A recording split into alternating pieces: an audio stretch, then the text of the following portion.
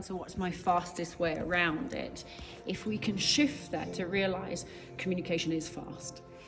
So my example would be with medicine women, if she's there to have her butt scratched and it's easier if we pushed her or lured her, at this point in time, no, let's create a way where she learns to come around and say hi. So whenever you're with these situations, your first thought is, where do I enter the pen and how do I enter the pen? And am I grounded? See, I'm not, if I'm teaching, I'm very loud and I've got to project. And then when I've got a sensitive horse like that, like a Quest, you're going to see me pause and breathe and shift. So the voice would change. Forget breathing. Forget breathing. Forget the breathing. Yeah. Especially for people that are really go-getters. So you got to pause. So then going in, what we're looking for is, would you like to join me? It's always about that versus move or move your hind end. Really, it's about, could you come over? And that applies for any horse, any place, anywhere. And that shifts behavior patterns on remedial horses that go, oh no, she's here. You're saying, come on, would you like to join me?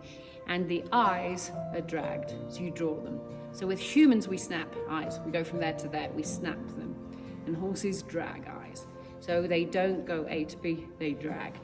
So when you're communicating with your eyes in an instance like this, you're dragging. So you're not going there to there, you're dragging. It's like you're painting a line in the sand. They will follow the line. And all you're doing is asking, so it's not a given. It's not like they will follow the line. You're saying, would you like to join me? And they've got a choice, and they might come back with no. You say, but give it a try. Not sure. How can I make it easier on you? Do I need to move to make it easier? So everything is a question and answer versus the system of, I stand here, you're fine. I stand here, that's pressure, that's release. We're not doing that. We're saying, how can I make you feel more comfy? And I'm going to talk to you with where I place my eyes and my body. Every horse, domestic too. So instead of going in and going, hi, how are you?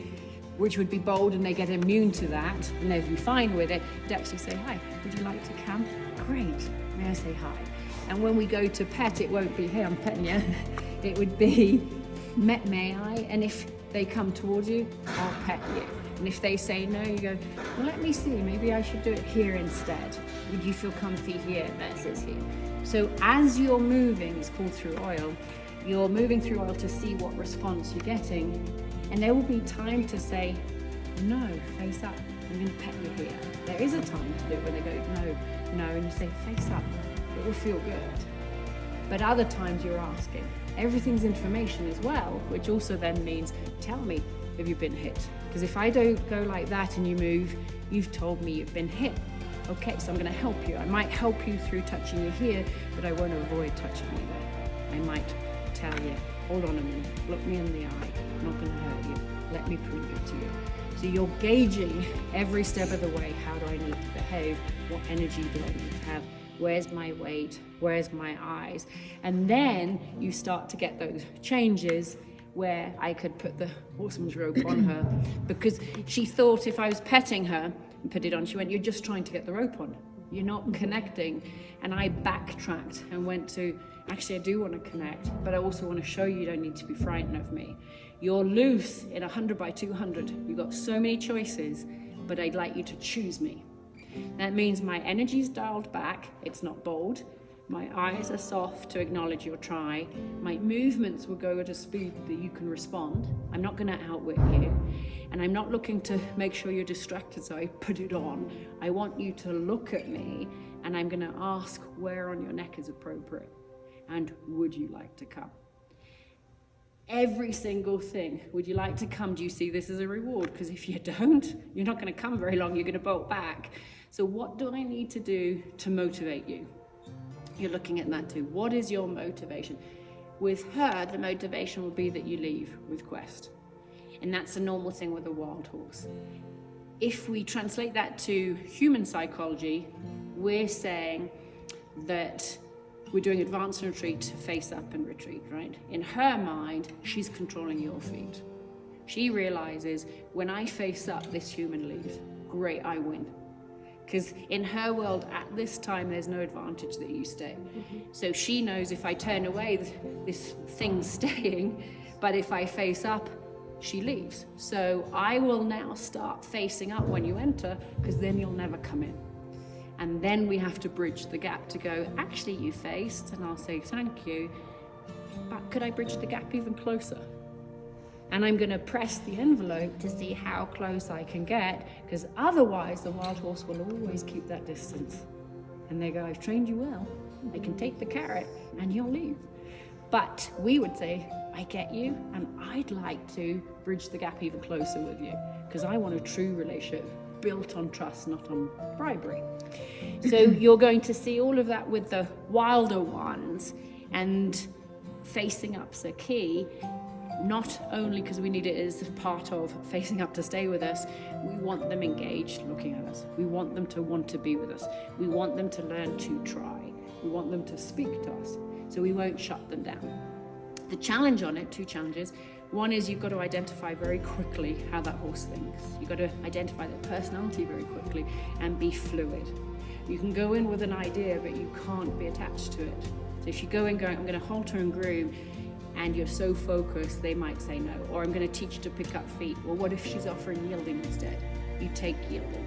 So what you don't do is take the philosophy of, if it's my horse's idea, it's the wrong idea because I'm not leading. Where this comes in. Here, if it's the horse's idea, take it and make it your own.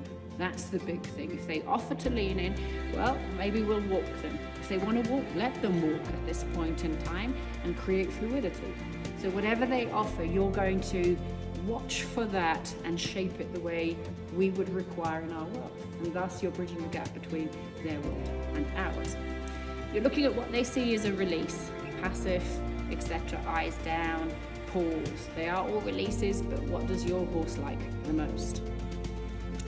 We will always move forward. We start a little further back to repeat things, and then we always do our best to move forward. Touch is a secondary reinforcer, not a primary. Primary would be a release, touch is secondary. On your girl, touch is becoming primary already. So it's about the touch, not necessarily the release. On the very wild ones, 4 or 5 here, it's the retreat, the release, the freedom that's the reward, not the touch. So often we think, oh, they love it. No, they don't. They want you out until they go over that hill, and it goes from tolerating to accepting. And the day you get acceptance, you know you're a wild horse trainer if you cry on the moment that you go, oh my God, they accepted it. And it goes from, oh, they're just tolerating to it, and you realize, oh my God, she put her shoulder in.